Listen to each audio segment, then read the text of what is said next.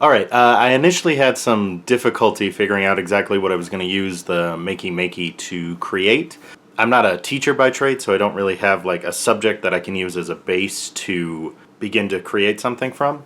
I do manage about 20 student employees at Michigan State University, and so I'm trying to find, when we have meetings, ways to engage them and kind of work on team building exercises. So I thought of this idea of building a bridge from one end to a room and another using kind of simple supplies. The goal being to not only support a small toy car, but also create a circuit. And for my materials, I've got some blocks,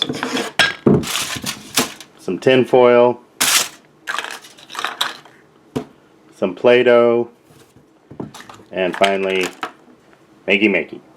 So here is the prototype I've built. It's a bit crude, as you can see, but what I've tried to do is just use, the random materials I had. What I like is that, to build any kind of bridge, you can use any materials you happen to have around. You could use Legos, you could use Tinker Toys, you can use K'NEX, as long as you also have a material that is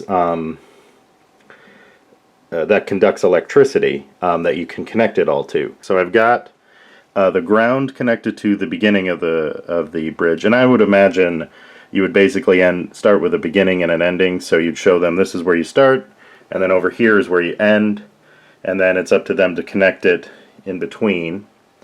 So like I said, I've got the first part connected here, and that's connected to the ground.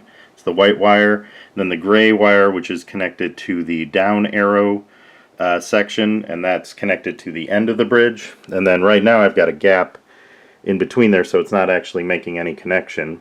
And then probably can't see this that great, but here is my 2 command scratch programming. So if I just take, well, you can see from there you got to be a little careful because you can accidentally make a connection. I don't even know how I'm connected to it in that way, but if I grab this, looks like I'm somehow connected by my chair, and then just drop it down like this. Now I've bridged that gap, so it's got a circuit, and if you press down, it should keep playing like that. And then you can break the circuit when it gets annoying.